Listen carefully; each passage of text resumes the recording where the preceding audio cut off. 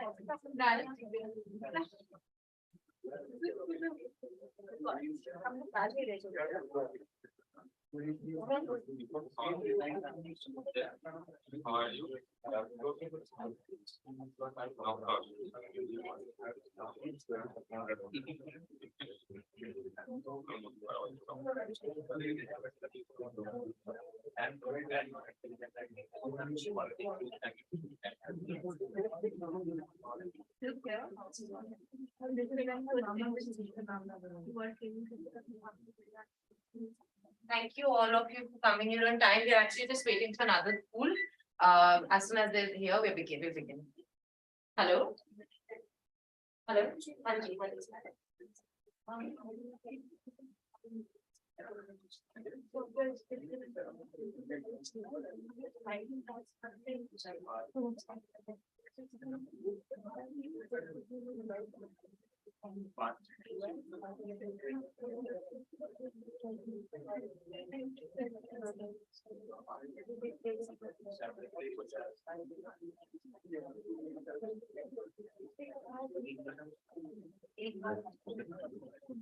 Anji,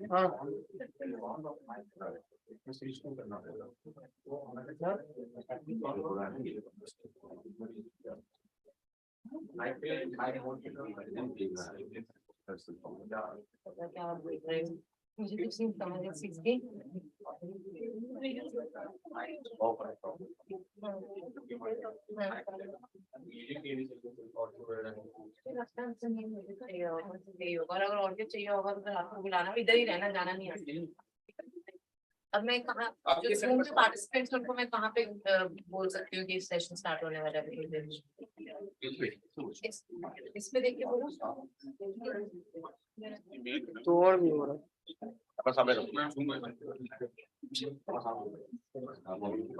सही है For all those who joined us over Zoom,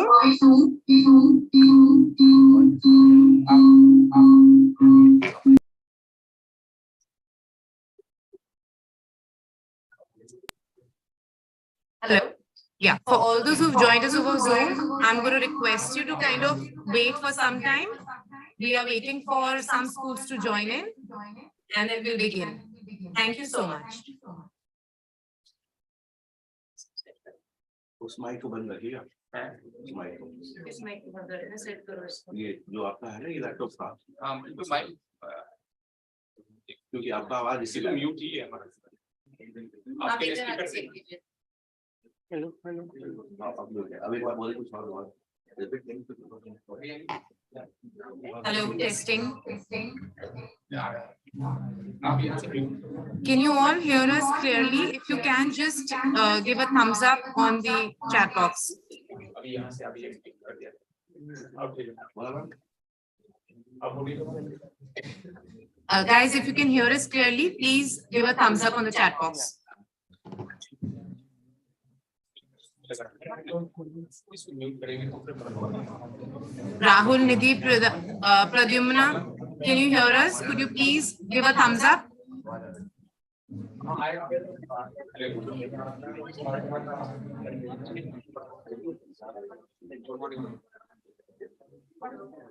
अभी मैम स्टार्ट होने वाला है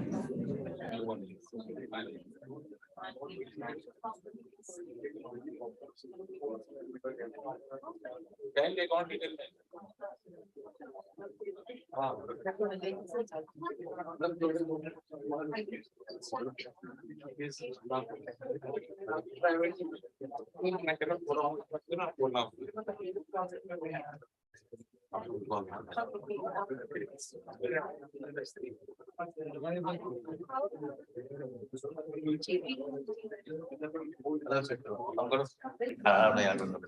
Testing once again. Testing once again.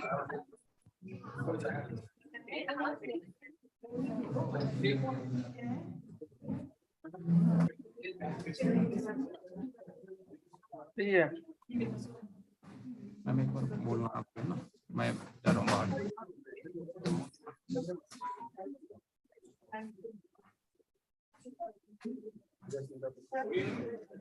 Testing once again. Request all the participants to please post a thumbs up if you can hear us clearly.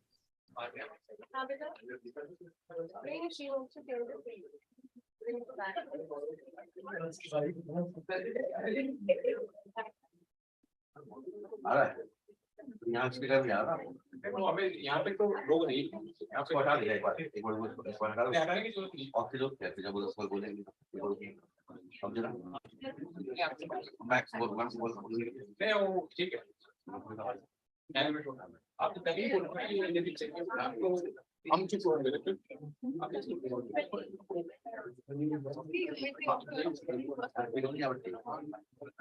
जब यहाँ पे आवाज चाहिए होगा तो ये चुप रहेंगे नहीं बोलेंगे इनको तब होगा ना देखिए मैम यहाँ बोले थे स्पीकर में सुन रहा है आपको नहीं इसको लगेगा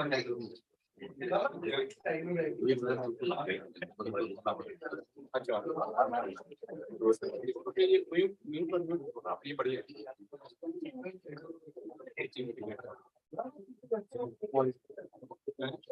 बढ़िया बंद करो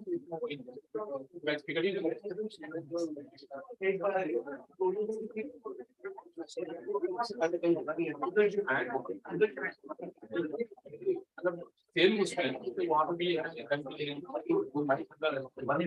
इसको हम उसी में लगा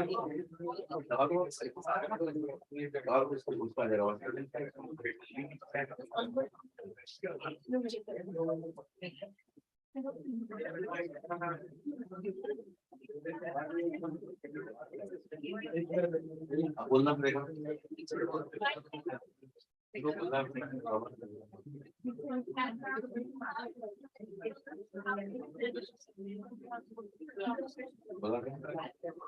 hello check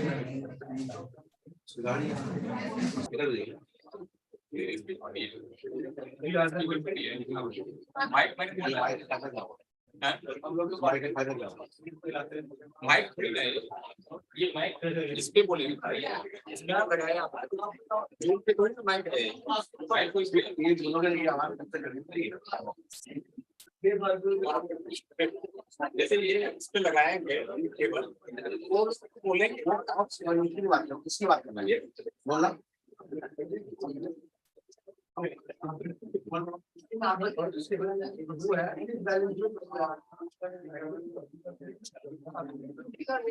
hello hello hello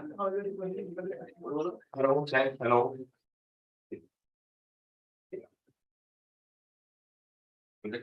करो जब मीटिंग चली तो बोल रहे थे क्या बस आएंगे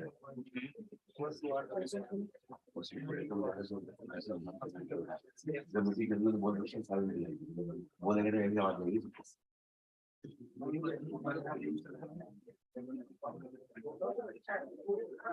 भैया सही है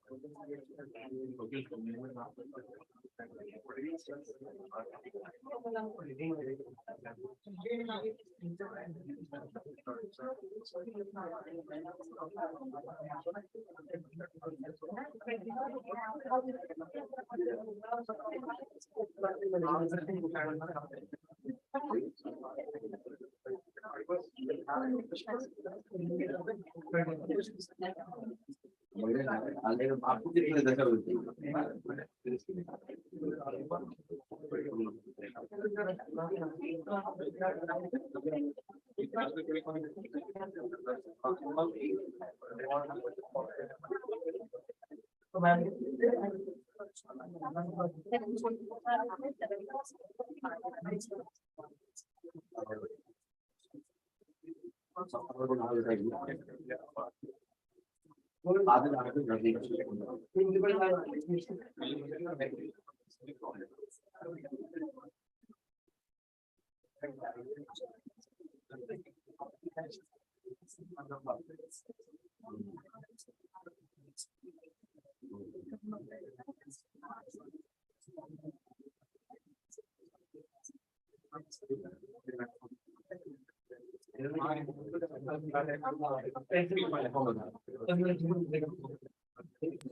क्राउड रिकॉर्डिंग में उसमें जो है ऑलरेडी बहुत सारे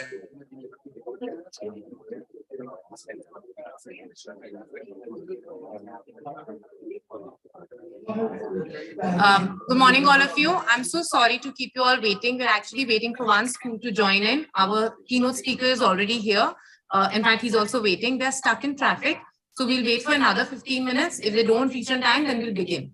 Please, thank you so much.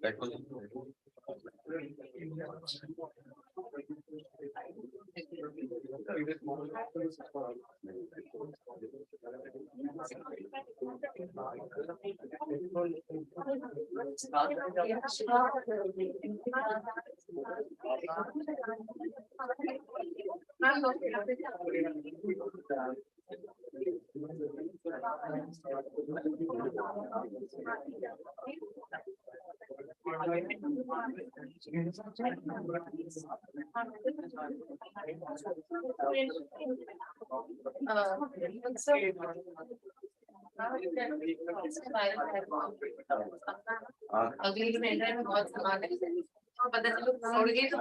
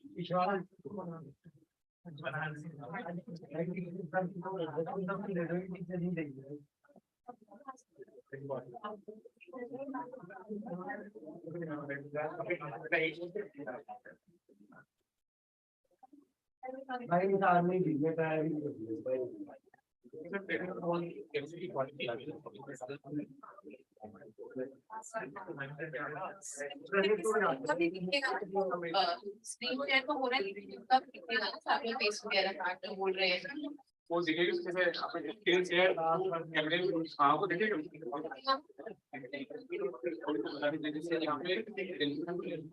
अब जैसे ये वाला थोड़ा सा यहाँ देखो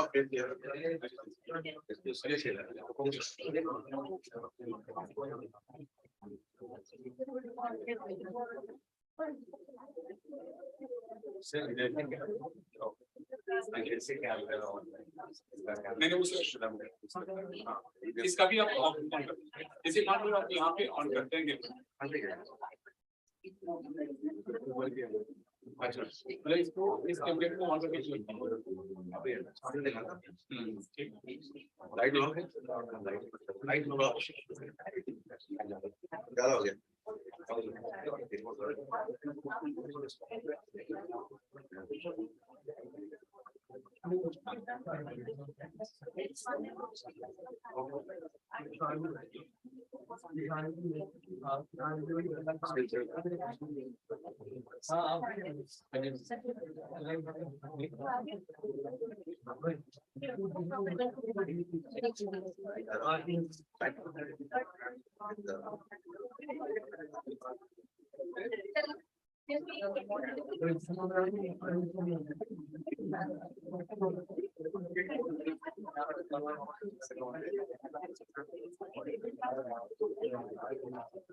Hello sir, good morning. I'm doing great. So yeah, you know what I'm going to do is I was to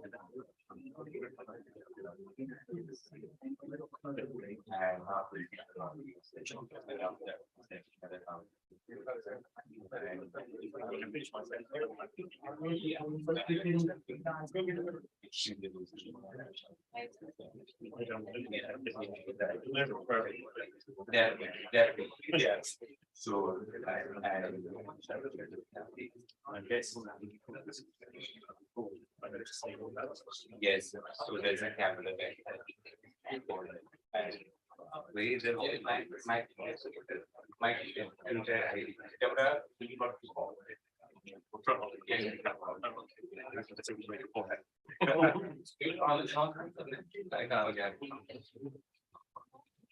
So we will share the PPT also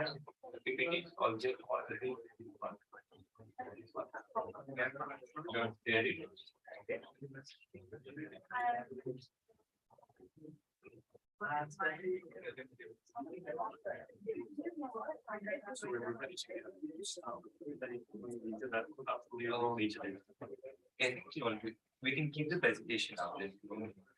Sir, ये mic address भी I need to say that if I do that, probably should be nice.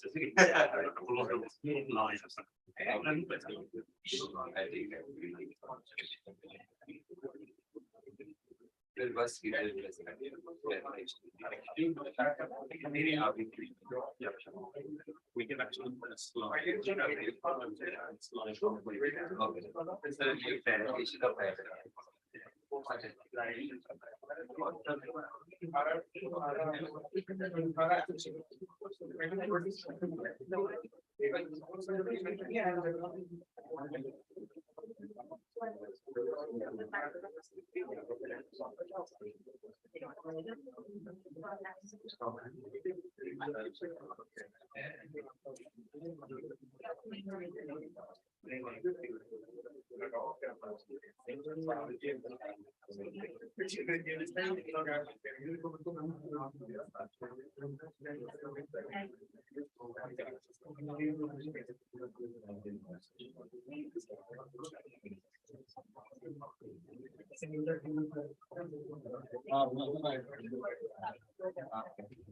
So we can shoot the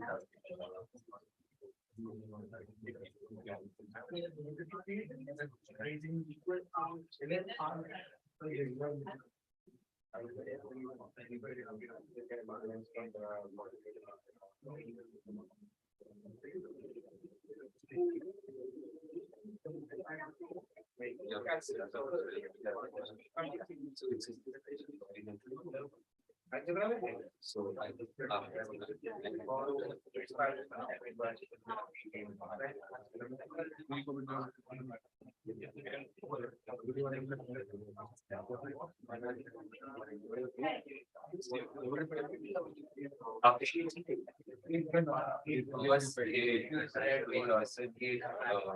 It's like on the first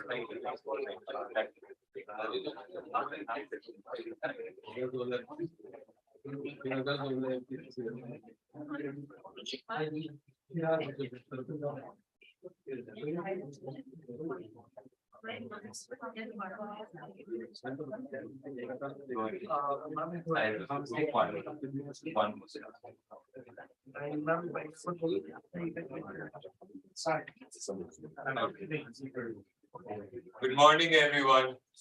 Hello. It's great to see all of you here at the Indian School of Business and Finance. My name is Vignesh, and I'm in my third year, and I will be your MC for today. The Indian School of Business and Finance is a recognized teaching center of the University of London and derives academic direction from the London School of Economics and Political Science. At ISBF, you have the opportunity to pursue a top global education in the fields of economics, finance, management, and social sciences. I'd like to welcome you all again on part of ISBF and LSE. We would also like to extend a warm and hearty welcome to our keynote speaker of the day, Mr. Wilbur Hall, respected Chairman Sir who will join us soon, and Honorable Dean, Dr. Kapil Pandya. Before we move on, I would like to give you a brief introduction about the dignitaries present. Mr. Will Blair Hall manages the student marketing, recruitment, and study abroad teams at the London School of Economics, including LSE's top global student recruitment activity and study abroad programs. One sec, we'll just wait for everyone to take a seat.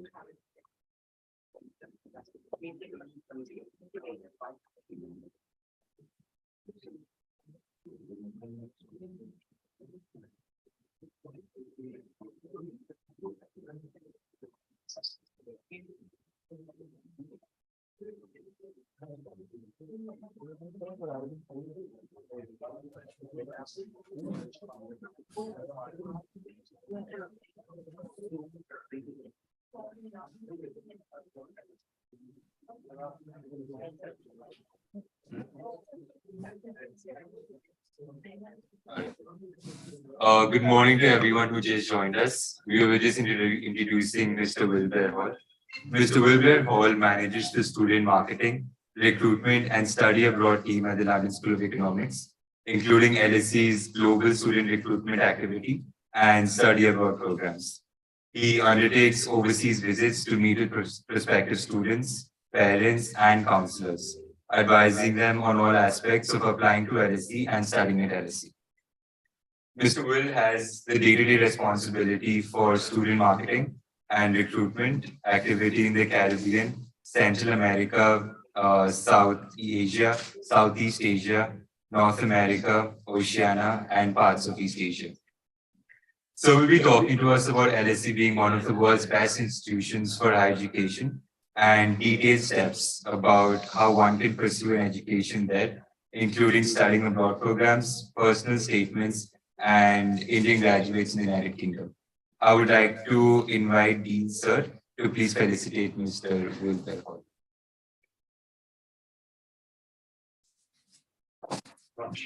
Thank you very much indeed. That's very kind. Thank you. Thank you.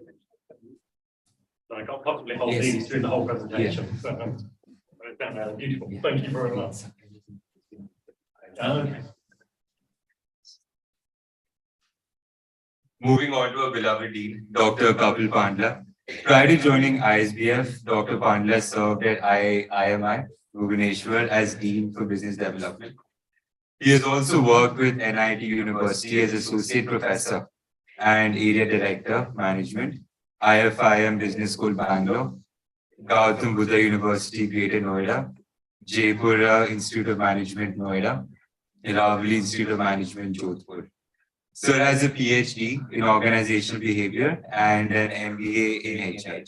Sir has experience of more than 24 years. He has published research papers and case studies in journals of international and national repute. He has also conducted management and officer development programs for various public and private sector organizations and trained more than 4,000 managers and officers. He is also the board of directors for the Confederation of Education Excellence. A warm welcome to you, sir. Now, the reason why we're all here today, the London School of Economics Discovery Session. At the onset of such a journey, we know that you have a lot of questions and uncertainties in your mind, but rest assured that after today's session, we will leave you with all the information and knowledge you need to navigate through to your higher studies. And sir's session today will be followed by a Q&A round. Over to you, sir. Thank you very much. Splendid. Thank you very much indeed for that lovely welcome. Thank you, and for the beautiful flowers as well. Hello, good morning, everyone. It's a great pleasure for me to be here with you today. As you've heard, my name is Will Greer-Hall. I'm LSE Student Recruitment and Study Abroad Manager. Super title, very lovely title, but really just a rather long-winded way of saying that I'm a travelling salesman for LSE. I'm here today to try and sell the school to you, make you believe we are the very best place in the world where you could study in the future. And of course we are, so I shouldn't have to try too hard to do that, but it does give me something to do. So for the next few minutes, what I'm going to be doing is telling you a little bit about who we are and what we are at LSE, what we offer, and what indeed we don't offer at the school. But more importantly, what are we looking for in a competitive and hopefully ultimately successful applicant to the school. So, without any further ado, let's get started.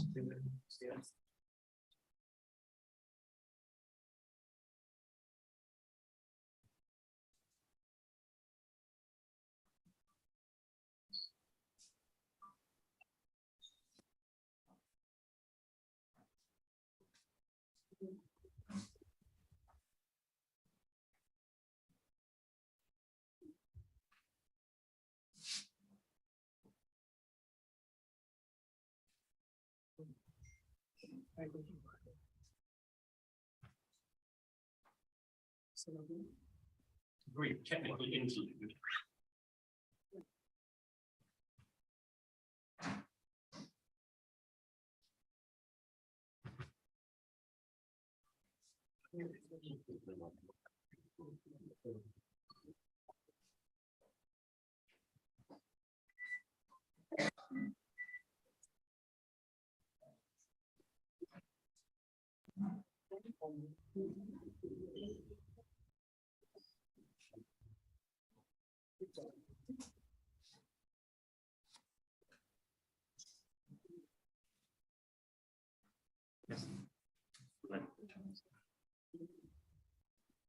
Wonderful. There we go. So I'm going to begin today with something very basic, very introductory.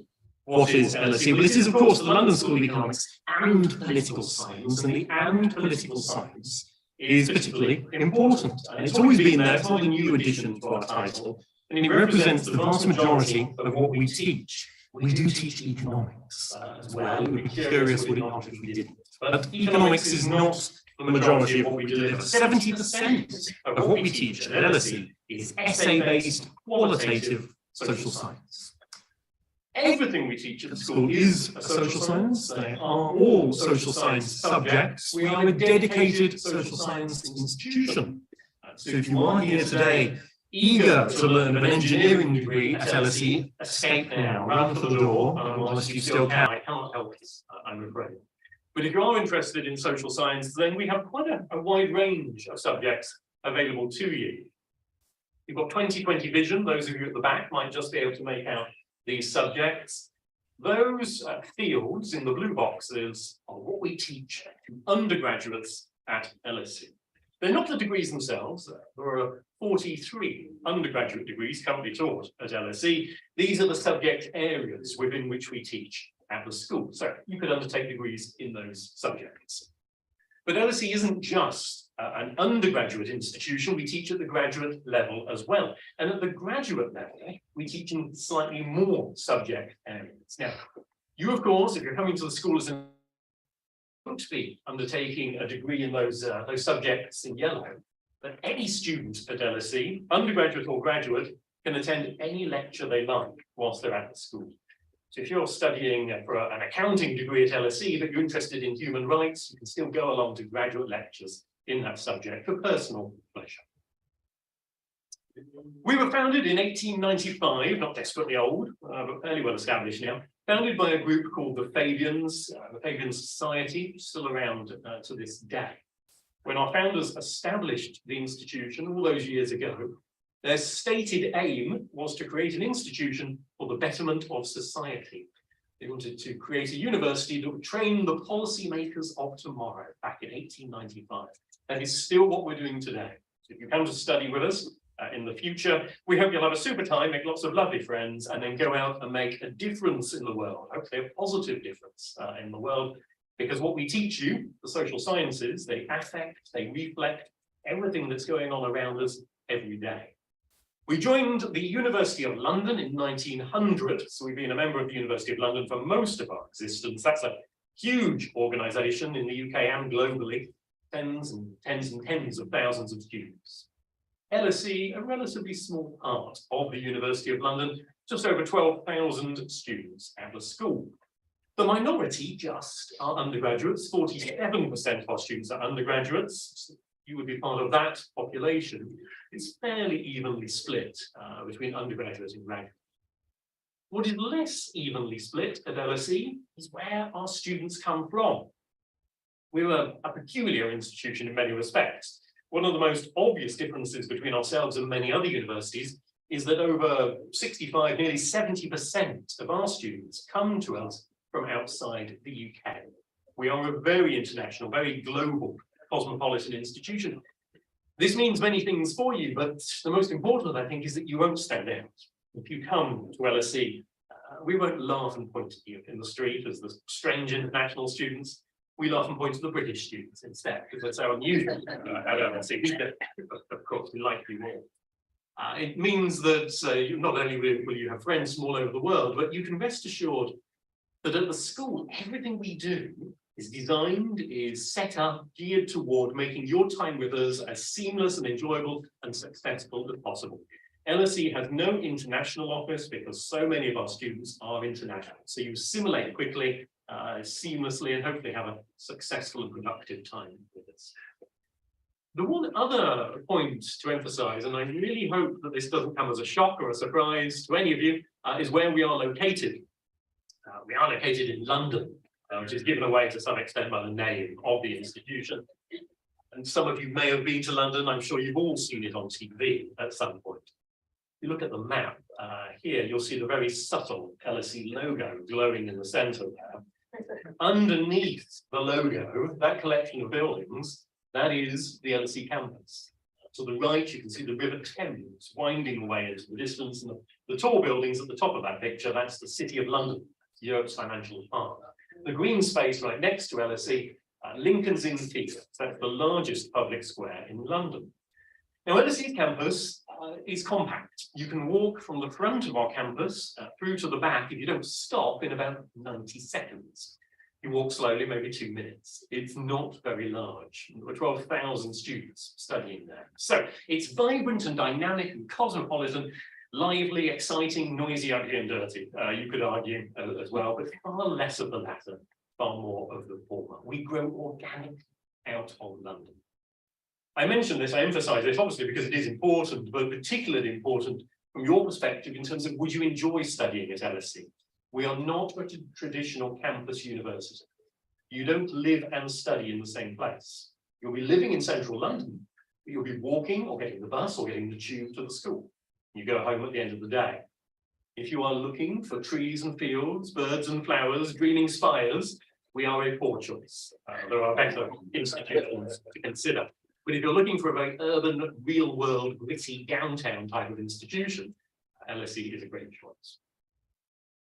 As we are in India, just very briefly, a few facts and figures about our relationship with India. 123 Indian undergraduate students with us last year, notably more graduates, and nearly 400 Indian graduate students. Very importantly, I'd encourage you, if I don't put you off coming to study at LSE, If you are interested in learning more about the school, we have a page on our website just for students from India, the India country page, that contains detailed advice on our entry requirements. So I'd always encourage you to look at that. Because we have so many Indian students at the school, there is an India Students Society run by students for students. If you wish to keep in touch with other Indians whilst you're at LSE, join the India Society. On the other hand, if you're coming to LSE to escape Indians, join the Mexican Society instead, or the Finnish Society, entirely up to you. We'll leave that to your discretion. And when you come back to India, a huge number of LSE alumni here in the country. There are very large and active alumni chapters all over the country, certainly here in Delhi, but in many of the big cities around the country. Now, on to what we actually teach and what you can study and how you will study at school. Let's look at undergraduate degrees at LSE. First thing to really emphasize, most of our degrees, almost all of them, are 3 years long. There are a couple of exceptions to this. Philosophy, politics and economics, PPE, is a 4-year degree at LSE, not a 3-year degree. And if you follow one of our language degrees, they have study abroad built into them. So they're 4 years in total. But everything else is 3 years, leading to the Bachelor of Arts, BA, but more commonly the Bachelor of Science, BSc, and the LLB, the legal qualification course. Some of those programs you can add a language specialism onto, and all of our undergraduate degree programs allow you to at least apply to study abroad whilst you're completing the degree.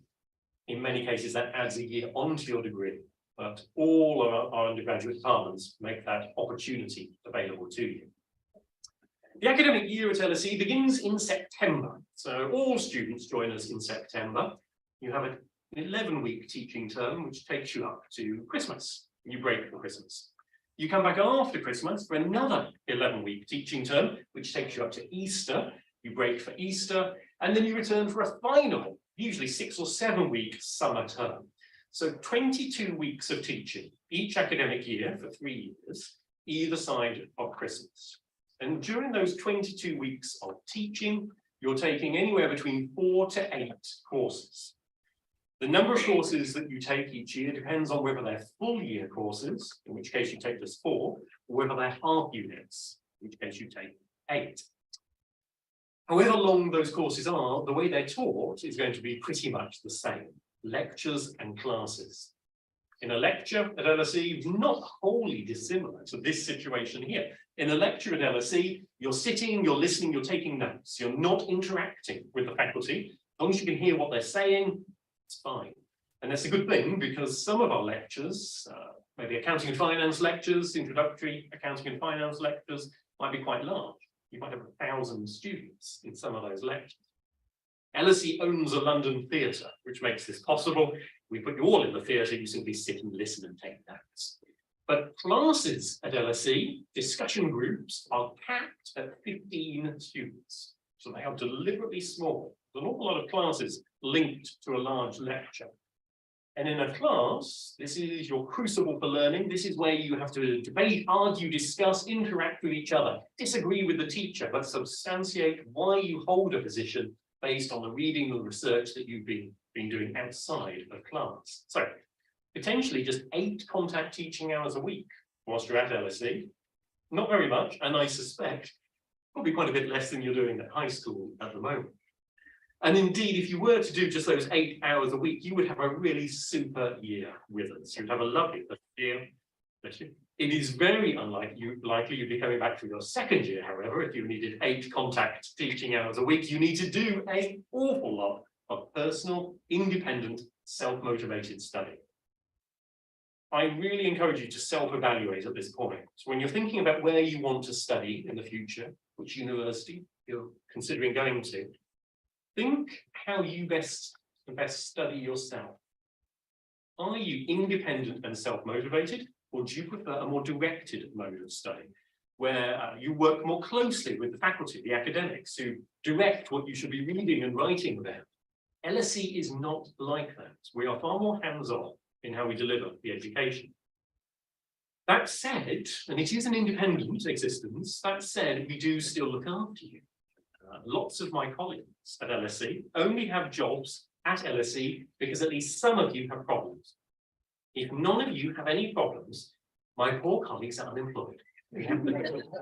Put them out on the street with nothing to do, and that's very sad. So it's important that if you come to LSE that you are unhappy, and you must share your misery with my colleagues to at least give them something to do. They'll get up in the morning, come onto campus, and help you go on and enjoy the rest of your time at the school. We have a centre at LSE, LSE Life, as opposed to the far less popular LSE Deaf. LSE Life is a single one-stop shop for all manner of support whilst you're at the school. Make full use of that, but don't stop there. There are all manner of different teams. I'm not going to run through all of these for you, but just to emphasise, lots of different teams at LSE waiting to hear from you. If you ever have any problems, any issues, any concerns, turn to these people. They won't be coming to you. They won't be checking up on you. They're not going to be holding your hand or spoon feeding you, but they're absolutely there if you need any support at all. A couple of quick asides. We have a library. That's hardly revelatory news, is it? Not that shocking. All universities have libraries, but LSE's library is a special one. LSE's library is the British Library of Political and Economic Science. It is both a UK and Commonwealth collection of material. Europe's largest social science library. It's got over 4 million printed volumes, so it should have most of what you're looking for. Housed, unfortunately, in a building that looks like a prison in this picture. It's very important. It's much nicer than that, I can assure you. If, however, you can't find what you want in LSE's library, don't despair. Remember, you're part of the University of London. You have that dual status. You're a member of LSE and a member of the University of London automatically. So you can use our sister college libraries as well. You can go to King's College London, University College London, Queen Mary, SOAS. You can use all of their libraries in addition to LSE's. So really no excuse at all for not doing your reading whilst you're at the school. There's a lot of material available to you. And good news on the housing front, we guarantee all of our first-year undergraduates a place in university accommodation. You're not required to take that. We don't compel you to live in it. If you would prefer a box under a bridge or a sleeping bag in a doorway, that's entirely up to you. I don't encourage it personally, but at least look at university accommodation. And bear in mind what I said earlier, it isn't on our central site. University accommodation is within walking distance of LSE's campus, but it's not actually on that central site. So you'll be coming onto campus in the morning, studying, working, and going home at the end of the day. Maybe a 20-minute walk, maybe a 30-minute walk, it depends on where you're staying. And all of those residences differ. No two of them are in the same place, no two of them offer quite the same facilities or resources, and indeed, no two of them charge quite the same price. So you get an offer to study at the school, go onto our accommodation website, look at what's available. There are virtual tours of all the residences, very cleverly shot to make the rooms look far larger than they actually are. Have a look at what's there, choose something that's right for you, both in style, location, and price. And as long as you get your application in, your booking in before the deadline at the end of April, start of May, you'll be guaranteed a room. Just in case you didn't think you could enjoy yourself whilst you're at LSE, it is possible. You try very, very, very hard. It is possible to enjoy yourself whilst you're with us. Lots of different clubs and societies, over 200 of these run by students for students. Many of them very academic. They reflect what we teach. But also there are the cultural and national societies like the India Society and more esoteric and quirky clubs and societies as well. If you have an interest that is not reflected in a club or society, set up a new one. Get other students with the same weird interests as you to join you in that new club or society. That's what they're all about. You like sports? We have quite significant resources. Not that our reputation is based on sporting prowess. I think that's probably fair to say. But we do own 23 acres of playing fields. This is the least dynamic picture of playing fields you will ever see. I'm sorry to say that people do occasionally use them. That is our clubhouse in the background.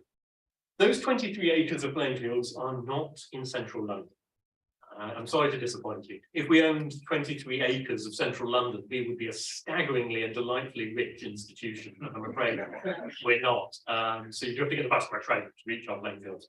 Wednesday afternoons and weekends are given over to social activities. So get involved at that level and get involved at the University of London level as well. you can access their clubs, societies, and resources in addition to LSEs. And LSE events, on top of all of this, we run an often, I think, overlooked, prestigious public lecture series. Whilst you're a student at the school, go along to our public lectures. Really eminent individuals, presidents, prime ministers, captains of industry, come through the school and speak free of charge to our students and the staff and the general public. But it is something that, whilst you're at the school, is all too often ignored, and then you regret it later. So when you come to the school, make the most of our pulling power. These people don't go around touring different institutions. They're often speaking just at LSE. So make the most of that. 4 weeks of holiday at Christmas, 4 weeks of holiday at Easter. You have 8 weeks of vacation every academic year. Do with that as you wish. It's entirely up to you how you use that. Your summer vacation runs from the start of June until the end of September. So if you're at all of this stuff, you're basically on holiday most of the time and ostensibly studying for a few weeks each year. The summer vacations are great for getting internships. LSE students are highly sought after in the city and elsewhere for internships. So make the most of that. Not only to earn some money and get some experience, but potentially it can lead to conditional job offers before your third and final year of studying as well. And one final point on this slide. When you go home today, reassure your families, tell mum and dad, tell your friends, you will be looked after by doctors and nurses. If you come to LSE and heaven forfend, you fall ill, you will be cared for by staff in our medical centre on campus. The British taxpayer will care for you free of charge through the terrible National Health Service. So you need not suffer in silence whilst you're at the school. Okay, so that's, and it was very much a whirlwind, but a nutshell introduction to LSE. But that was a little bit about what we as an institution can offer you if you choose to come and study with us.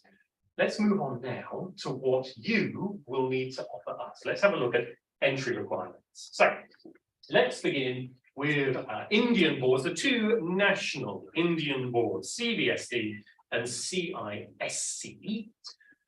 Now, if you look at any of our degree programs on our website, we always state our entry requirements in terms of the British A-level and IB grades. And if you look at the British A-level entry requirements for any program, and you see that we're asking for an A-star AA, you would need, from these two boards, an overall average of 95% or above, with 3 subjects at 95%, and 2 at just 90%, very generously. If, however, the degree requires AAA for a British A-level student, we drop that down to an overall average of 90%, with 5 subjects at 90%. And for a few of our degrees, not very many, we accept AAB, which for you would be an overall average of 85%. 1 or more subjects may be specified at 90%. So there are 3 different entry requirements from the Indian national boards, depending on the degree that you're applying for. Those are minimum requirements. We have no objection to achieving more. If you get higher grades, that's not a problem, but those are the minimums. If you are pursuing a local board, state board rather than a national board, unfortunately, you would not be considered for direct entry to the school. So you still need good grades, really 85%. But in addition, you would have to offer an international qualification. So the International Baccalaureate, we would be looking for 37 or 38 points. We get either 666 or 667 in your higher level subjects. The A levels I've just mentioned, anywhere from AAB up to A-star AA. And at the A level, with the A level qualification, we are particularly interested in the combination of subjects that you're studying as well. It's not just your grades. Diversity of study, the breadth, the range of your courses is also important. If you were to join somewhere like IFBA, for instance, that is potentially another route into LSE. If you come to study at any of the University of London's international programme institutions, you could apply for either year 1 or year 2 entry to LSE. If you're applying for year 1 entry, we're looking for an average of 60% from your year here in 2 specified subjects. If you're applying for year 2 entry, so you're applying directly into our second year, spending just 2 years at LSE, we need 60% overall with at least 60% in 3 subjects and no less than 40% in the 4. So another route, potential route into the school. Few other things to emphasize. These are very important in terms of a successful application to LSE. First of all, many of our subjects are quantitative in nature. They expect and require a strong mathematics background. If you are applying to LSE at least for accounting and finance, actuarial science, economics, finance, mathematics, management, PPE, any of those degrees, you must be studying mathematics at the highest level available to you, and the school will normally dictate the minimum grade they would require from you from mathematics. So, for following any of the Indian boards, you have to have mathematics at the standard level. If you're following the IB, you would have to have higher level mathematics. If you're following the advanced placement American curriculum, you'd have to have calculus BC, A-level maths. Always, for those degrees, mathematics at the highest level available to you. If you are applying for a degree in our Department of Mathematics, we ask for, but don't require, we ask for the test of mathematics for university admission, the TMUA. The grades of that play an important part in deciding whether or not you get a place, but they are not required, unlike the LNET. If you're applying for law at LSE, we require the LNET, the standardized law test, which you must sit before the end of December in that application cycle. So those are some of the entry requirements. If there is any hope left in your heart that you are able to come to LSE, let me quickly dash that by emphasizing, unfortunately, that good grades on their own do not guarantee a place. They are certainly the bedrock, the foundation, the essential basis of a strong competitive application to the school. But we do not judge you on the basis, we do not accept you at least on the basis solely of your grades. So I'll go on in a moment to tell you more about what we do look at. First of all, the application process. If you apply to LSE, it is the same as any other UK institution. You do not apply direct to LSE. You apply through UCAS, Universities and Colleges Admission Service, ucas.com. You have 5 choices on one application form. You can apply to 5 degrees at one university. You could apply to 5 degrees at 5 different universities. Please never, ever, ever apply to 5 degrees at LSE. You do that, you appear desperate. And we don't like desperate students. So please apply to 5 different institutions, but for the same degree at each one. This is important because your application is blind copied to each institution that you apply to. You can't tailor it to any single institution. We don't see where else you've applied, it's blind copied. We don't know where else you've applied. We can guess sometimes, but we don't know. But we all read exactly the same information. So if you apply for 5 different degrees at 5 different universities, your personal statement becomes incoherent. It lacks any academic focus, and we would use that as a reason to reject you quite quickly. So similar degrees, same degree if possible, at 5 different universities. Each year, the deadline for application is around the end of January. Oxbridge, of course, have an earlier deadline in the middle of October. Ours is towards the end of January. If we make you an offer, it will be a conditional offer. You won't have sat your final exams at the point that you apply. So the offer we make will be conditional on you getting the grades we ask for in your final exams. So pat yourself on the back if you get that conditional offer, that's great. Not many students manage that. Don't give up at that point. Keep working till the last minute of your last exam to achieve the grades that we asked for. If you get them, the place is yours. It's a guarantee that you can come and study at the school. But if you miss those grades by just 1 percentage point, if we asked for 90% overall and you got 89, unfortunately you do lose the place and it will go to someone else. So work hard. It's the short advice there. The application form, very straightforward. You simply look at your academic background, personal details, academic background. We do want to see a history of academic achievement. We want to see that you've been performing at a high standard for at least the 2 years preceding your application. Your school will write a reference for you, hopefully, and provide predicted grades for the courses you're taking in your final year of study, and you will write a personal statement.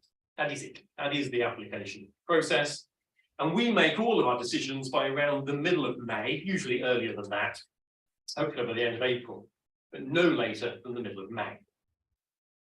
Just a note, English language is not part of the selection process. When you apply to LSE, you do not need to provide an IELTS or a TOEFL English language test score. Not part of selection. However, if we make you an offer, the offer will usually, or in many cases, require you to then provide an English language test score unless you've fulfilled it already through your high school education. So bear that in mind, you don't need a TOEFL or an IELTS when you apply. So, when I said earlier that we don't accept you on the basis of your grades, that's very true. The most common reason that we accept or indeed reject applicants is this, the personal statement. This is the most important aspect of any application, not just to LSE, but any of the really selective, good universities in the UK that you might be considering. Bear this statistic in mind. LSE each year is very fortunate to attract about 27,000 applications for around 1,800 places. So the job of the selector, miserable people that they are, is to reject you as quickly as they possibly can. They exist to get your application, find a very easy reason to turn you down and move on to the next one. My job is to help make their lives even worse than they already are by requiring them to read your application many, many times until they ultimately give in and make you an offer. This is how, or at least to some extent, how you can do it. First of all, when writing your personal statement, forget personal. This is not a personal statement. This is an academic statement. Please do not feel the need to convince us that you are a lovely person. We know you're lovely people because you're applying to LSE. That is a given. What we don't know is that you are a suitable student applicant for the program you're applying for. So you've got to really demonstrate two things in your personal statement. You've got to demonstrate that you have the academic ability to successfully complete that degree. You've also got to demonstrate that you've got sufficient interest, enthusiasm, passion, commitment for the subject to contribute something to the degree. So not only will you benefit from us, but you will bring something to the school. You can write about absolutely anything you want in your personal statement, but most of what you write should do those two things, demonstrating your ability and your suitability for the program. We are not overly concerned with the status, the profile of the opportunities you've had. We are far more interested in students who can reflect effectively on any opportunity they've had than students who make a big play of the fantastic internship that they achieved in the summer. So whatever you have done, reflect upon it relevant to the subject you want to study at LSE. Relate what you have done to how it has made you a better student of the subject you're applying for. And always research the subject, the school, what you're applying for thoroughly before writing your personal statement. A selector can quickly and very easily tell a student who has done that research and a student who has not. We do not hide anything from you. Anything we want you to know about LSE and the degree program that you're applying for is on our website. Huge amount of information there, many hours of reading for it. It is all there, very transparent. What we require and expect you to do is to read it and heed whatever advice, guidance, knowledge we've provided. Weave that into your application. If you don't do that, your application will inevitably be weaker. So research is key to a strong application.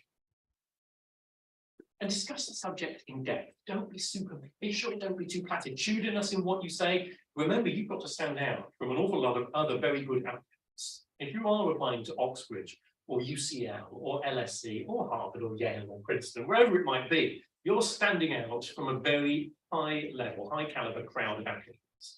If you talk superficially about the subject you're interested in, you're not going to suggest to the selector you bring anything different to that institution than anyone else. So some depth to what you're talking about is important. And make sure it's well structured, get the spelling, the grammar right, etc. Even though it's wrong, we will forgive American English, but we won't forgive just poor, sloppy English. So do spend some time on that. No jargon, no abbreviations, no text speak, And absolutely never use emojis in your personal statement. That goes down very badly. Try to avoid quotations if you possibly can. Focus on what you think, not what someone else. 1,000 characters, 47 lines. That's all you've got. Not very much. So structure it carefully. 80% about you in an academic context. About 20% about you in an extracurricular context. So 80% anything relevant to your ability to study successfully and contribute to the program. When you begin, don't begin with that 20%, begin with the 80%. Don't begin with when you were 6, you had a dream and it was to study at LSE or anything like that. We don't want to know that. We want to know what is it you want to study and why. Very depressing for the poor old selector if they have to read 3/4 of the way down your personal statement before they even learn what you're applying for. So grab their attention by telling them straight away, but develop that further. And this is probably the most important part of the statement. Provide demonstrable evidence of your interest in the subject. This is what you should all be doing this afternoon for the next months, weeks, whatever, before you apply.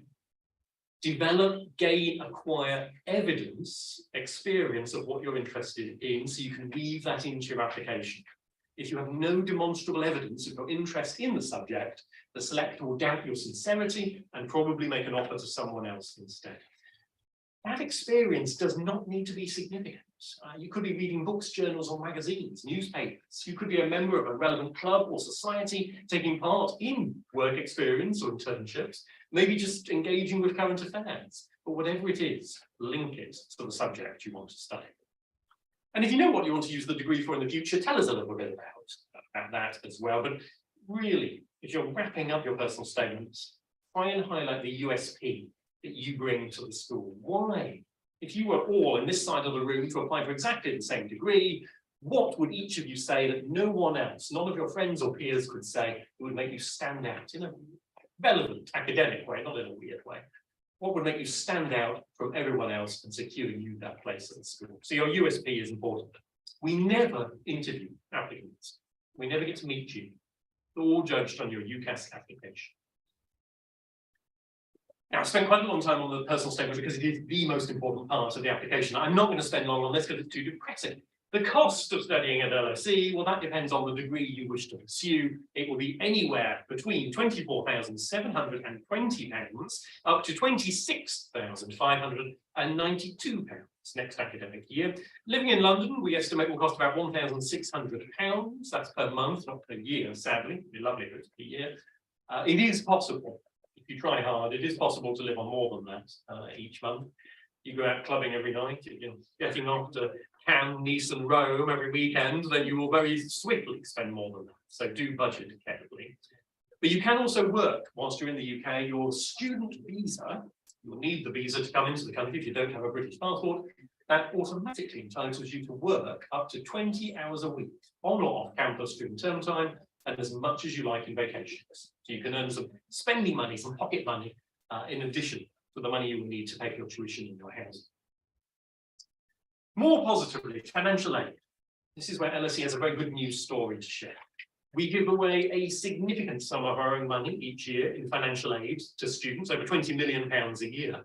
At the undergraduate level, we have something called the Undergraduate Support Scheme.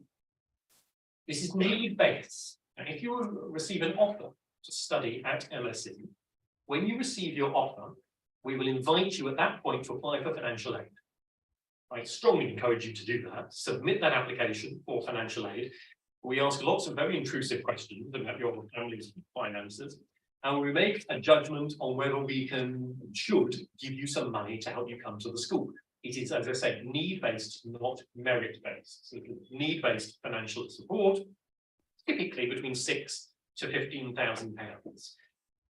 You can see from that, having looked at what the tuition fee is, that what we're trying to do here is provide you with additional funds to top up those you might already have. That's most commonly what we're doing. But we do have some additional funding available.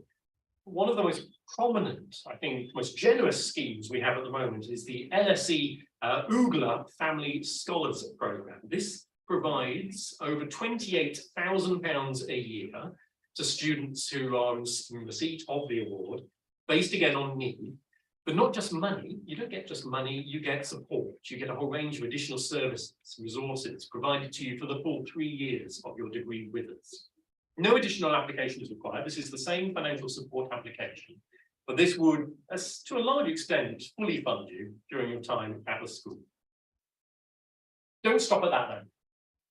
When you're applying to study anywhere in the UK, not just LSE, do look for financial support, not just from the institution you're applying to, but beyond as well. You look at the Financial Support Office website at LSE, we'll tell you of any other awards we're aware of, but maybe speak to the British Council as well here in Delhi. They can point you in the direction of anything they're aware of. Never a bad thing to apply for financial aid. Careers-wise, scrolling right forward to the end of your time at the school, this is where LSE really comes into its own. Fantastic careers service. We have a very, very proactive careers service, providing bespoke support from the moment you arrive. Not just in terms of careers after graduation, but whilst you're at the school as well. Term time, part-time jobs. So make full use of that. There's a volunteer centre if you wish to go out and give something back to the community.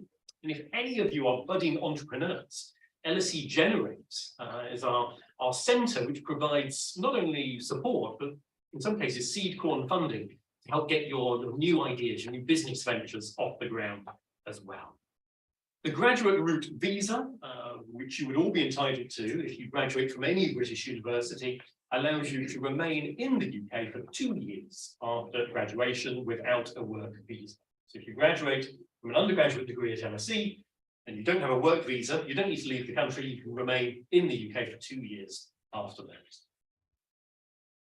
And just one final slide, you'll become an alumnus of LSE once you finish studying with us. So you'll join a very esteemed band of worthy individuals doing great works around the world. We'll give you lots of exciting things like an email address and access to our career service and library after graduation. You also get 10% off the cost of doing a graduate degree at LSE. And given how expensive we are, that's not a bad deal. So make the most of all of that. But more importantly, remember that network, that alumni network. You come study at the school, you're part of that huge global network of students, alums, that not only provides wonderful social opportunity in the future, but a brilliant career networking opportunity as well. It can really help you climb the career ladder. So your 3 years at LSE will fly by. Sadly, they always go by far too quickly. But those 3 years will be a lifelong connection with the school. And because of that, a lifelong benefit as well. Further information, definitely look at the website. As I said, all the information you need is on the website, especially the advice on writing a personal statement. If you want to get in touch with us after today, you can do so through live chat, you can do so through our Ask LSE service, and also remotely, you can virtually visit the website through our online tours, student blogs and blogs. And if you're in London, pop in and say hello as well. But at that point, I can pause. I've been speaking at you for far too long. I think we may have just a few minutes left for any questions. Vicky, okay. So firstly, thank you for that really insightful. So can we have a round of applause? So we're going to move on to questions. So if you have a question, request you just put up your hand and we'll go one by one. Yes. Yeah, hi. Thanks for a very insightful session. It was really good to know where we are going. My one question is that there's a word around that there is a likelihood that LSE might eliminate the personal statement, UCAS. Is that happening? If it is true, then what else is coming in place of it? Is there something that we should prepare our children for? No, there's no truth in that at all. I'm not sure. I've not heard that myself, actually. That's it. I'd be interested to know where that's come from, because I can categorically deny that. There is no suggestion that we are going to move away from gas. Thank you. Okay. Any other questions? Do you guys consider SAT score by any chance? If an applicant has an SAT, a SAT score, for instance, because another institution they're applying to requires it, we will absolutely see it on the application. We will note it. However, it is not required by LSE. None of our programs ask for an SAT, a SAT score, and we would not make an offer on the basis of it. It would simply be part of the more comprehensive information the selector considers when they make a decision. it's not required. We wouldn't expect the student to provide it.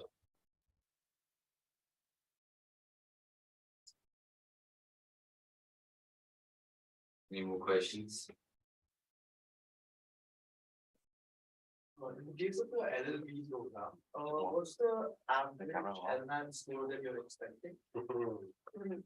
We don't say because there isn't one, to be honest. When it comes to the LNAT, we're looking at the multiple choice aspect of the LNAT, not the essay component. The way we use the LNAT score is if we have two, as we do, two, for instance, very strong candidates, very hard to choose between them. We will look at that multiple choice score, and the one with the highest score will probably get the offer. So the answer to your question is simply get the highest possible score you can, and really hope that everyone else gets lower scores. But there is no average score because it's a time range.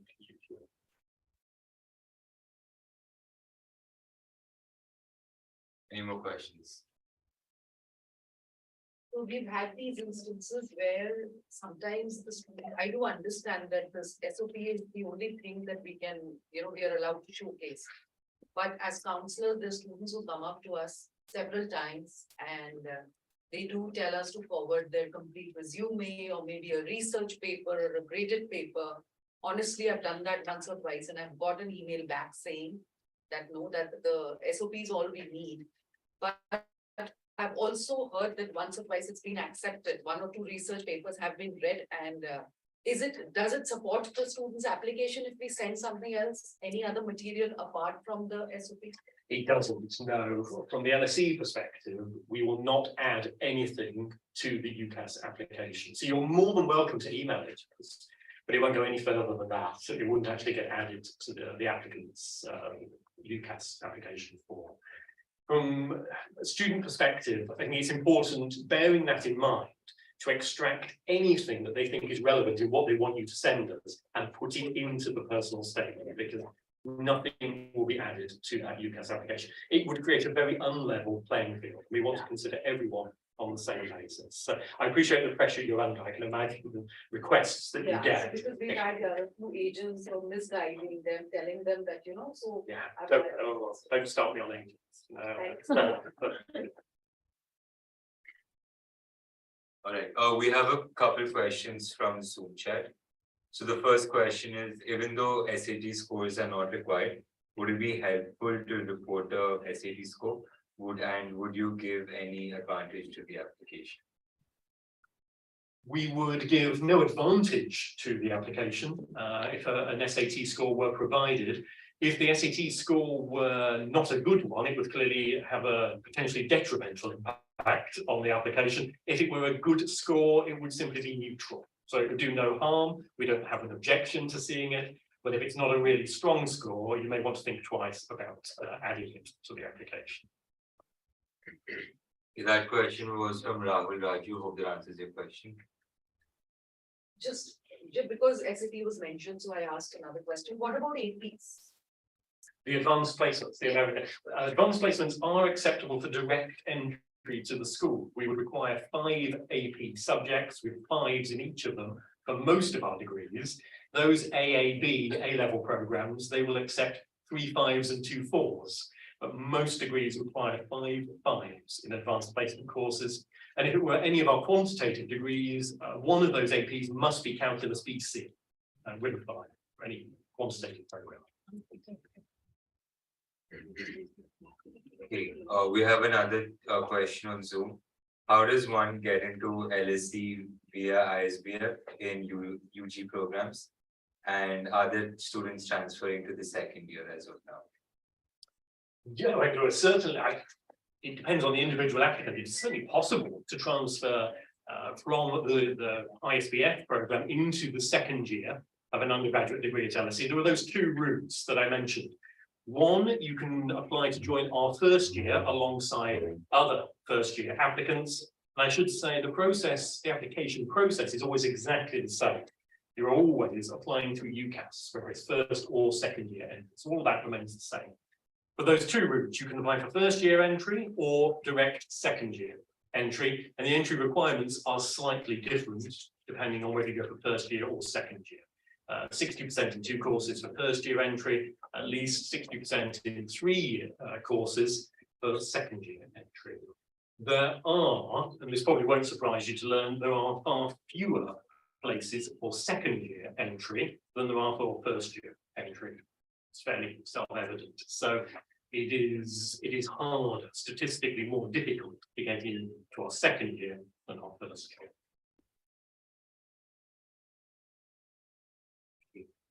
Hope that answers your question. Is there any more questions? Yes. Just a follow-up on the AP. So when you say direct entry, what does that really mean? I mean, like direct entry into a second year at that level, or like at any point during the 3-year course? No, when I say direct entry, as distinct from if you're doing a state board, for instance, an Indian state board, where you cannot apply for direct entry, you then have to go and do APs or the IB. But APs allow a student to apply directly to LSE for first year. Right. So for CBSE or IB board, they don't have to have like, they don't have to give APs to, like, so it's not, and no advantage as well, right, for that? No, that's just a regular, normal standard entry requirement. No advantage, no disadvantage. The only disadvantaged students, I'm afraid, are those coming from those state boards, from which we will not accept direct entry students. And one more question around the annual fee.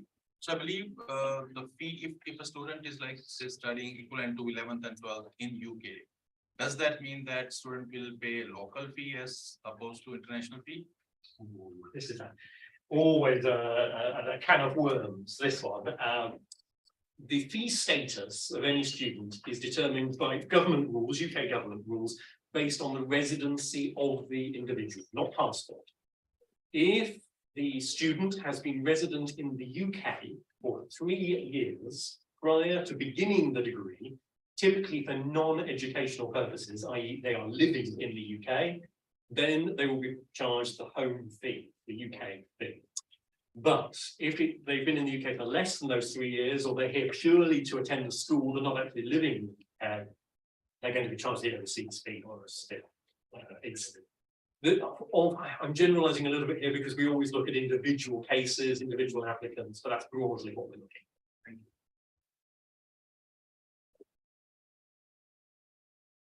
Do we have any more questions?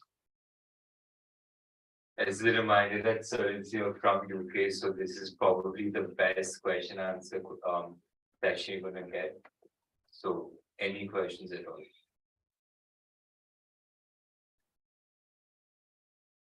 I think I've depressed them too much. All right, so you have a question. Is it mandatory for state board students to take APs or IBs for admissions? Well, it's not mandatory to take those particular qualifications. We do accept a range of international qualifications, but the essence of your question, do you have to take something in addition to the state board? Yes, yes is the answer. I'm afraid if you offered only the state board exam results, you would not be considered for direct entry to the school. Yes.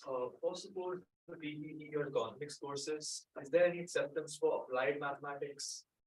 Because it's a general rule of thumb that UK looks at applied maths in this. I'm afraid you're correct that we do that. No, it is standard maths. So is there any way around it, like standardized mathematics tests, like a few other countries do? No, but the problem, the difficult situation you find yourself in is that those programs are so oversubscribed. As I said before, the selector is looking for reasons not to make you an offer. And if we have a number of applicants offering what we require, too many, offering what we require, we're not going to make exceptions to that. So you need to offer the minimum that we ask for, and any diversion from that is going to reduce your competitiveness. How about a course like law? That doesn't require No, mathematics. certainly not. No. So that way is not fine. You're fine for law. Yeah, absolutely. Then any quantitative course? Exactly. Because those 50% of our undergraduate degrees require mathematics, but of course 50% don't. So if maths isn't your strong suit, go towards those more qualitative subjects like law. When you say that LSE has a pretty hands-off approach, can you tell us more about what kind of exposure do the students get and what kind of learning patterns does LSE follow and abide by? Well, as I say, I mean, in terms of taught contact teaching, potentially just those 8 contact teaching hours a week, divided between 50% in lectures and 50% in group discussions, small class discussion groups. So the majority of your learning, 15 to 20 hours each week on top of those 8 to 10 hours of contact teaching, will be independent personal learning, or undertaken with your colleagues, your peers, if you want to get together in study groups. But every student at the school has a tutor, a mentor in their academic department. Every academic at LSE has office hours, usually 2 office hours a week, where any student, whether they're teaching them or not, can go along and speak to them. So the more proactive the student, if you're at the school, the more proactive you are in going out, seeking advice from the teachers, sitting down with your peers and learning with them, going along to additional lectures and the public lectures, the more you get out of the institution. But that's why I was really emphasizing that proactivity aspect of the school. It is not the easiest institution to sort of just sit back and let things come to you. You do need to put something in to get in the most out of LSE. And that isn't true of all universities. In the UK, it's quite common. But if you were looking, for instance, at liberal arts colleges in the States, a very different approach, and they would be far more hands-on. You would have far more contact time with your teachers. You may have their cell phone numbers. We're speaking to them all the time. That's not going to happen at LSE. So I sort of know the answer, but I'm just reassuring myself. So there is a student who wants to do economics, again, quantitative maths, as a standard level, but has an AP calculus BC along with it, with a 4 or a 5. Will his application be considered? So they already fulfill the requirement from the engine board. Suppose, yeah, IB. So he has a standard level, SL mathematics, say an AISL, but does not have an HL in mathematics, but has an AP mathematics additionally. Okay, so would the applicant be applying on the basis of the International Baccalaureate? Yes, yes. Right. If they're an IB applicant, we would expect the grade to be provided from higher level IB diploma mathematics. What we don't do is mix and match curriculums, because we'd end up with students struggling a little bit in this, so picking the course they find easier in a different curriculum. Yeah. If it's an IB applicant, they need to meet the requirements across the IB curriculum. Thank you. And that would be true of A levels or APs, whatever it is that students are finding. Thank you. Yeah. So right at the back. Do you offer any scholarships program? Scholarships? Yes, absolutely, yes. Well, I referred to the LSE Undergraduate Support Scheme and the Oogler Family Scholars Programme. There are other named scholarships that you may be eligible for, but in simple terms, when you've received an offer, hopefully received an offer to study at the school, we then invite you to submit a financial support application, which is completely separate, just a financial support application, and you'll be judged, assessed for anything that we have available that you are eligible for. So very much there are scholarships there, but it is not a guarantee. So getting an offer does not mean we will automatically give you money to come to the school, but you will be assessed on the basis of your need. Yeah, okay, I need this answer. So it's only purely need based. There is no element of merit in it. Getting into the school is so difficult that everyone is meritorious. It's the need is the only merit. Yeah. Any campus placements in the last few years, or any companies which are interested in LSE students in specific? This isn't an automatic part of the degree, so although we are introducing actuarial science with a placement here, so that will have a placement attached to the degree. But most LSE students seek internships outside of their degree programs in the summer vacations, and those companies who employ them come onto campus and actively seek them. So it's not a guarantee, you're not automatically going to be placed, but every year, literally hundreds of LSE students go into these positions. So you're in a good place to get such a placement, internship, but it's not a guarantee. Thank you. Okay. I think that's probably it. Because people have much better things to be doing. All right, so any final questions? Anything at all? Thank you so much. It was very enlightening. Not at all, it's only my pleasure. All right, we have one question from Zoom. Is IELTS mandatory to submit in the UCAS application even when joining the University of London partner universities? No, just to reiterate, English language, IELTS, TOEFL, anything like that is not part of the selection process. It does not need to be provided on the UCAS application form. We do not use it as part of our selection or consideration of your application. We may subsequently require it. We may ask for it if we make you an offer, maybe a condition of your offer to come to the school, but it is never part of our selection process. So you do not need to provide it as part of the UCAS application. Yeah. For courses like PVE, except maths, do you require any prerequisite subjects and economics, I'm guessing? No, ironically, economics is not a subject any of our degrees require you to have studied before you come to the school. We will teach you economics, so therefore you do not need to have learnt it. It's very difficult for us to unteach you what you've already learnt, so that's absolutely fine if you've never done economics. But economics assumes a level of mathematical knowledge from day one. When you arrive at the school, we're not going to teach you the maths, you need to have that already to learn the economics. So you've got to have that before you come. That's why it's a prerequisite for so many subjects. And if you don't have it, you wouldn't be considered. There are no other prerequisite subjects. It is only maths, only for the quantitative degrees. There is no other subject we require you to have studied prior to coming to the school.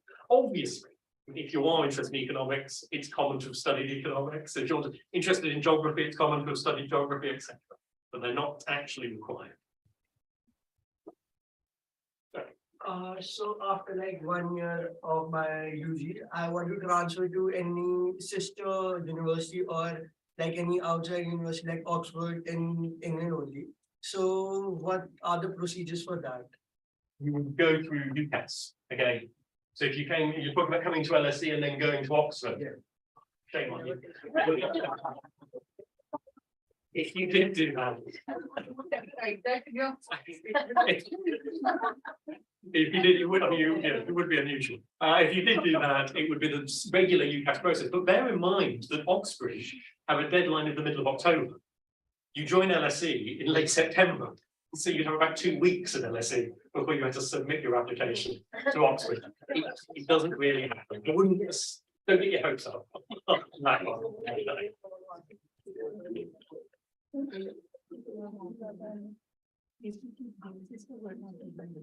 would really encourage the students to ask as many questions because as we've already stated, this is once in a lifetime opportunity. So whatever doubts you have, please go ahead and shoot them. If I'm an IB applicant and in addition to that, I'm giving the APs, does it have any advantage in my application? Well, certainly look, I mean, as you'd expect, we look at everything you include on your UCAS application, everything. And anything of an academic nature, assuming it's positive, is going to be helpful in terms of convincing the selector that you're a suitable student. But in terms of any offer, if you're an IB applicant, we would make the offer just on the IB. But if you're getting lots of 5s in AP courses and you're getting lots of 7s in the IB, you're clearly a stellar student. But we're not going to sort of mix those two and together form a suitable student. You've got to be good in both, rather than one or the other, or bits of each. That makes sense? Yeah.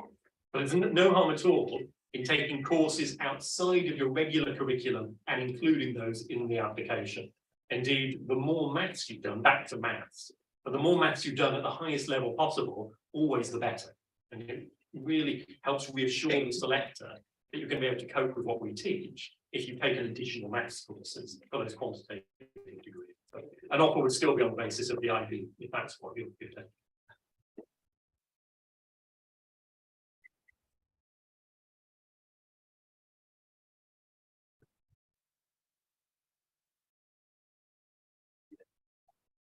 You want to know about COVID? post-COVID situation. But the answer to this, in terms of what LSE now does post-COVID that we didn't do before COVID, is well, very little, to be honest. It is basically exactly the same as before we went into the pandemic.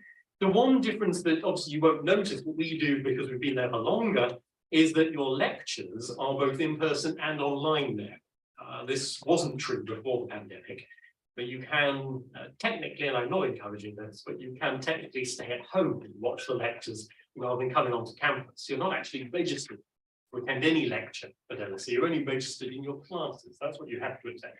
You can watch the lectures online. But beyond that, LSE is a very much in-person teaching institution. We require you to be in London, on campus, in classes, in person. And if you weren't, then you wouldn't be able to complete the degree. But everything else is exactly the way back to how it was. What haven't I covered? So again, gentleman behind you, yes. Can I just know a little bit more about your double degree and all your tie-ups with universities abroad? If there's like any prerequisite requirement to actually get into those courses once you join LSE? Are you talking about the graduate degrees, not because we don't have any undergraduate degrees like that? I heard about LVJD. Well, that's not so much a tie-up as something you can apply for. So if you are following the LLB, you can apply to Columbia to take the JD to complete your degree at Columbia, and you get the LLB from LSE and the JD from Columbia. It's not an unpopular route in terms of applications, but very, very small numbers of students successfully do that. We're talking 3 or 4 perhaps a year, if that. So that's the only opportunity in terms of double degrees. Well, it's not even a double degree, but it's the only opportunity at the undergraduate level, and it's not a guaranteed route. It's something you would apply for once you're at the school. You certainly wouldn't need to mention it in your UCAS application, only once you're based on your academic performance, of course, once you're at LSE. So, yes, you had a question as well? No, you were just stretching. All right, we have a question from Zoom. What would the student to teacher ratio? Well, the classes are capped at 15 students to 1 teacher. So in class discussions, which are where you have to interact academically, those 15 students, 1 teacher. As I mentioned, lectures are very, very different from that. So if you're in a lecture, very large lectures could be 1,000 students, so quite different. But you're simply sitting, listening, taking notes. 15 students to 1 teacher in classes. Hope that answers your question, Bhavya. The next question is, after undergraduate at LSE, what are their postgraduate options? Well, the 3 options, I suppose, well, lots of options, but the main options are: 1, if you're interested in pursuing further study, more higher education, stay at LSE and get a master's degree from us and make the most of that 10% discount on your master's degree. You could alternatively go to another institution. Shouldn't say that, should I? But you could go to another university and take a master's degree with them. And the LSE name, reputation, etc., assuming you've not failed your undergraduate degree, will open doors for you there. But most commonly, what most undergraduates do is go and get a job at that point. And as I've said before, LSE graduates are pretty highly sought after in the jobs market. So a number of different options, but those are the 3 main ones: LSE graduate study elsewhere, or the jobs market, either in the UK or overseas.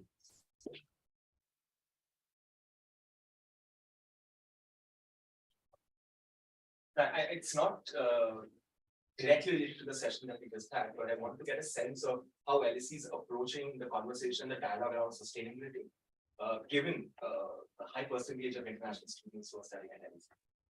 It's a very good question, and school is in an interesting position because it's located on a very old campus in the middle of a very big city, and this makes it a challenging environment, but it's something which the school has taken very seriously and successfully has reduced its carbon emissions. We don't send anything to landfill anymore. we're undertaking a whole range of initiatives on campus to try and reduce our impact. Some of our, or most of our new buildings are built and developed in such a way as to hopefully have a zero carbon footprint, but ultimately draw their energy, for instance, from alternative sources like ground heat pumps, that sort of thing. And ultimately, I believe, I'd have to check this, but I believe the QS World Rankings placed LSE second, unfortunately, but second globally for its sustainability. So we're not in a bad position, but that's not to say there's not more to do. And it's something our student body are very engaged with. So a combination of the school centrally and the students continuing to help make us a little bit more sustainable. But more to do on that front, I'm sure. And one more, you can be kind enough to tell us a little bit about your PhD program also. How are you looking at migration, environment, sustainability in your PhD programs, and what is the application process like? PhD programs are very much based on the research interests of the applicants. So our geography and environment department would be one of the prime locations to house a PhD of that nature. And we have, for instance, the Grantham Research Institute on Climate Change, one of those Grantham Research Institutes. So climate change is a very big issue at LSE from a research perspective. But the PhD itself would be the work of the individual, it would be their research proposal. We would hopefully have the staff to supervise it. PhDs typically at LSE 3 to 4 years long. Thank you. So, yeah, you earlier mentioned yourself as a salesperson for LSE. So how would you, as a representative of LSE, convince me as a chief Indian to spend 25 lakh rupees a year in your country, in addition to the 1,600 pounds per year, the extra including expenses, where with the same amount of effort that takes to get into LSE, I can just go to Delhi University, which has around 20 to 30,000 rupees fees per year. And it's a very fair question. It would, and I have to be careful not to say anything derogatory about the University of Delhi, because it is an excellent institution from where we recruit a lot of graduate students. So, in all honesty, there is an argument to be made, and this is why our numbers at the graduate level are higher from India, that staying at the University of Delhi for 3 years and getting an undergraduate degree and coming to us for a 1-year master's, because our master's degrees are just 1 year, may be better. But of course, what the University of Delhi can't offer is a social science focus, and we are arguably the world's leading dedicated social science institution, located where we are in the very heart of London, employing some of the world's leading faculty in those subjects, studying alongside some of the world's most high caliber students, the very top students from around the world in those subjects, and giving you access to all of those companies and resources, and indeed the reputation that the school has, and the brand recognition for the rest of your life when you're applying for jobs in the future. So nothing against the University of Delhi at all, but the reasons why you may want to invest, and I would say it as an investment, it is not cheap. I'm not going to pretend it is, it's a big investment, but it is something that pays back. So over the course of the first part of your career, you would pay it back and earn much more, but still a very personal evaluation whether it's right. No, but don't you think the opportunity cost here associated is too much? I mean, paying 100 times more than what you can get at Delhi University just for quoting your words, science exposure and diverse culture. Well, as I said, that's a personal evaluation. I can't tell you it is right for you. I have to leave you to decide that. I can only tell you what you would get. And depending on how you rate each of those things, depending on what emphasis you place on what you would gain from an LSE education and what you would gain from a very good University of Delhi education, you have to make that choice. Inevitably, we're going to want to. In most cases, people actually go for student debts before coming to foreign countries for pursuing higher education. So don't you think that having that load of debt once you get out of college of around, I don't know, around 90,000 or 100,000 pounds is a little too much for a 23-year-old or 24-year-old person who's looking for a job? Well, I would have to say no, because otherwise I'm unemployed.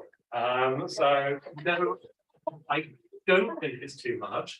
I think it's an amount that should not be borrowed lightly.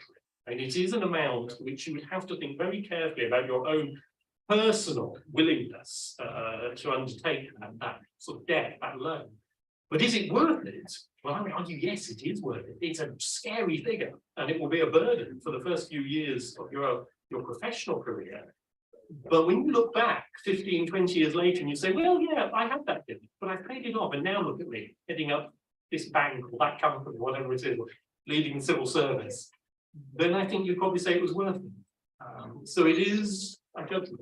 You have to make that call, but I do think it's worth it, yes. Fair enough. Thank you. How much weightage do our grade 10 grades have? Oh, now your grade 10 grades aren't insignificant.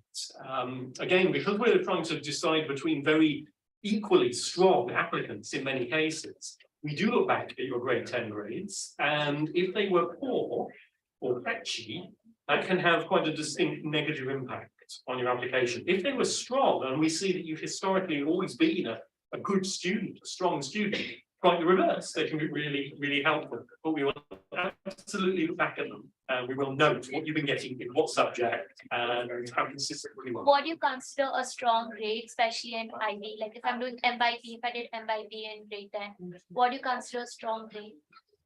Wow, we don't.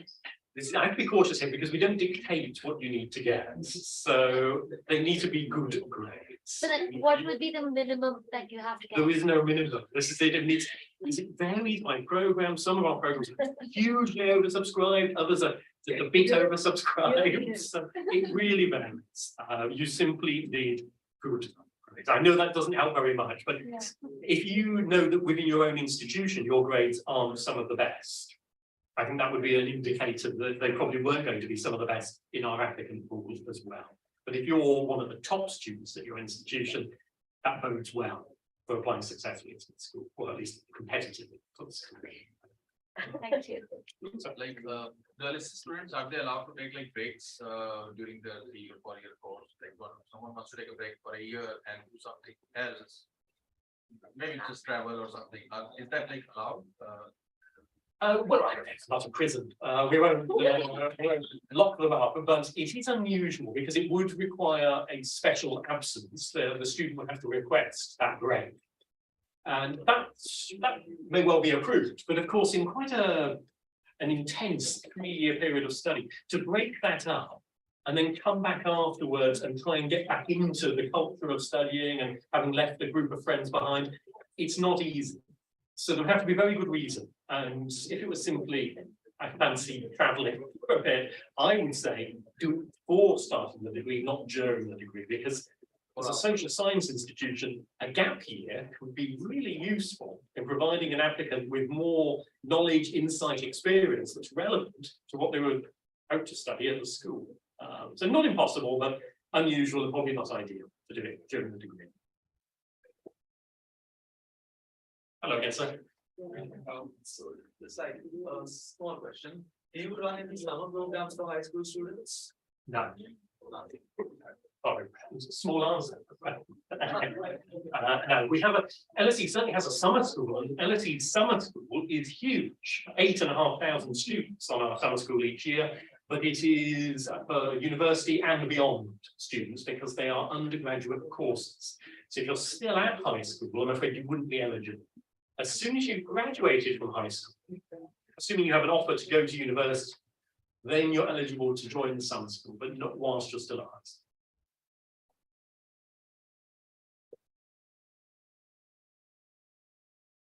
All right, so we have one last question from Karthik.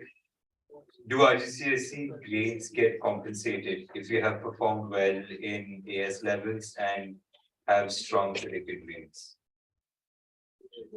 It's a fair question. The problem is that too many of our applicants at least have good IGCSE, good AS, good A-level grades.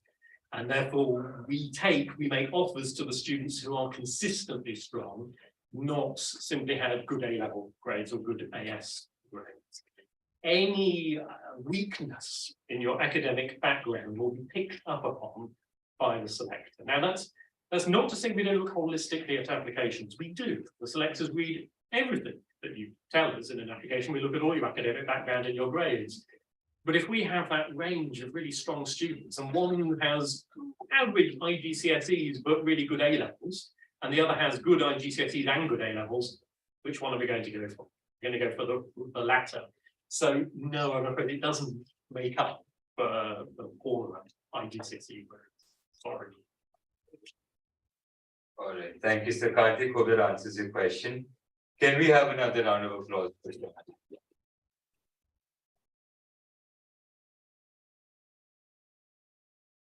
I now request Dr. Amit Gupta if you could give Mr. Will his token of appreciation. Well,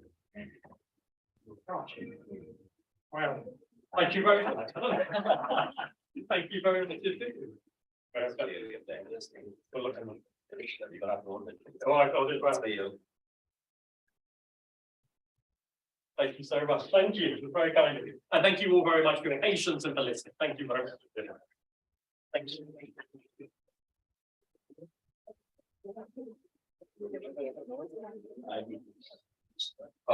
Dean sir, if you could please deliver the vote.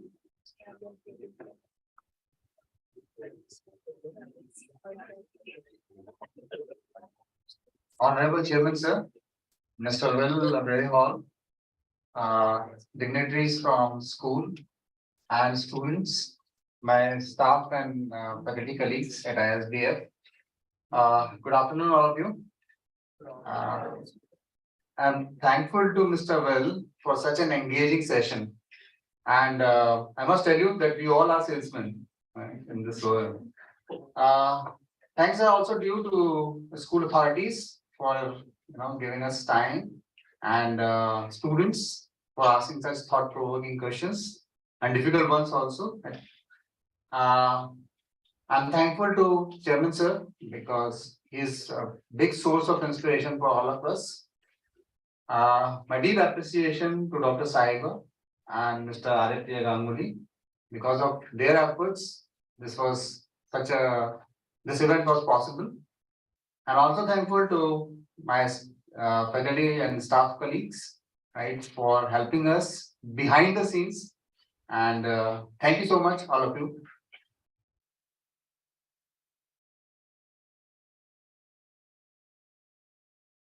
Thank you everyone for being here with us. There are meal boxes for students. For all the counselors and teachers, I request you to please join us for lunch on third floor and we could continue our informal conversation over there, please. All right, thank you so much.